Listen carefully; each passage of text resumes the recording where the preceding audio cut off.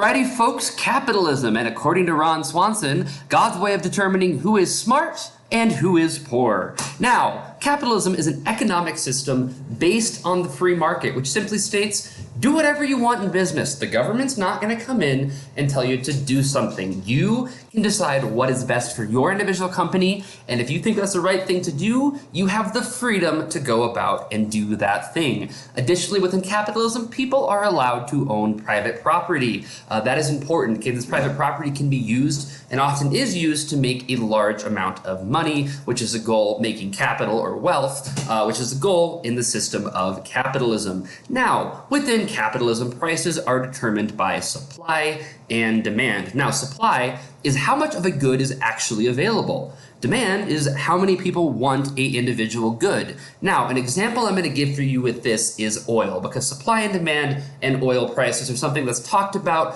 pretty much all the time in the world today. Now, if you have a large supply of oil, but not very many people who want to buy that oil, not a high demand, you can't sell that oil for very much, because if you're selling it for a lot, there's not very many people who want it, and you're not going to be able to sell that product. Now, the opposite of that is if you have a very small supply of something, like this oil, and you have a very large demand for that oil, you can sell that for a large price because there's so many people willing to pay for it. You don't have very much, there's not a lot around, you're willing to sell that for a much greater price. That is how supply and demand is going to determine price within capitalism. If you have any questions on that, please put the comments in this, or put that in the comment section down below. I will address that for you. Now, when it comes to talking about capitalism, you absolutely need to know this Scottish man by the name of Adam Smith.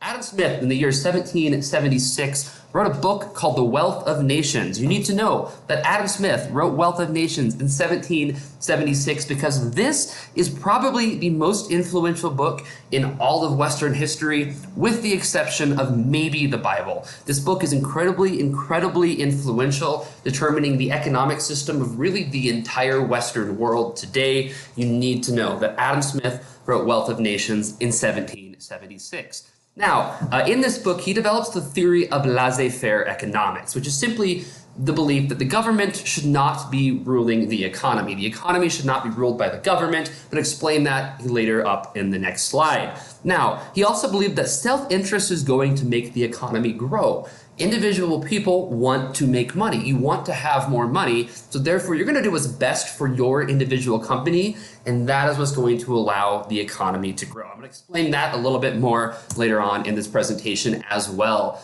But first and foremost, you need to understand what laissez-faire really is. So when you look at the word laissez-faire, laissez kind of sounds like the word lazy. Fair, you could just say father, because it both starts with F. Okay, so right here, we've got this lazy father, and this lazy father has two children right here. He's got one boy and one girl. Now, he's not going to really get involved because he's a laissez-faire father, okay? Kids can do whatever they need to do. Lazy father, a lazy parent can sit back and watch. Now, this little boy right here says to his sister, I want that flower. And his sister says, no, it's mine, go away. And then he says, fine, I'll get it my own way. And he's gonna go back and he's gonna grab something. He's gonna pick up a brick and he's gonna throw that brick right at his sister's head. Now, the sister goes down for the count because she just took a brick to the face. That's gonna hurt. You're not going out of that one.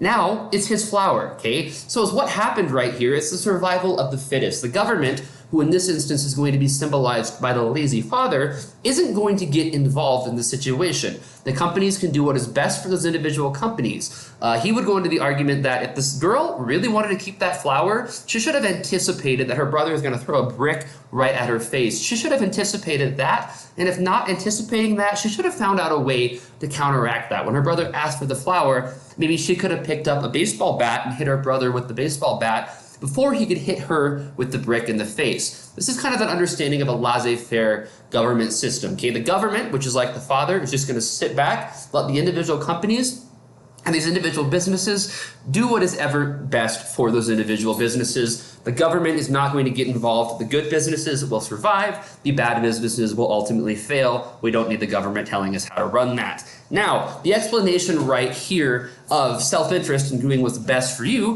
we're going to have the scenario right here of these two different diet pills. We've got diet pill A, we've got diet pill B. Now, diet pill A is incredibly cheap and you lose weight fast. diet pill B is more expensive and you're going to lose weight slower. Now, my question for you is, if you want to lose a lot of weight, which pill are you going to buy? Okay, of course, you're going to buy diet pill A because it's cheaper and it's going to work faster. You're going to lose that weight faster. Now, this is problematic for diet pill B because they've got to figure out a way to counteract that, or they're going to go out of business, meaning they're either going to make a cheaper pill or sell it for cheaper because it doesn't work quite as fast, or they're going to have to find a way to develop a product that makes you lose weight faster. Now, a little bit later comes on, we find out that diet pill A is actually a parasite, okay? You eat diet pill A and it's just a tapeworm. So as you are eating this pill, you are losing weight incredibly fast and it is incredibly cheap, but it might kill you. Now, you see this comes out. Which one are you going to buy?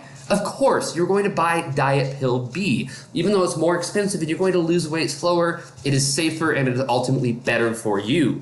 Now, is what Capitalist is going to say in this scenario is diet pill company A is never going to sell a tapeworm because they realize that long term, people are going to find out about this and they're not going to make any money. They're going to go out of business. So the companies are naturally going to do what is best for them, allowing them to make the most amount of money later on. If you have any questions over this, please put them in the comments down below. Otherwise, good luck.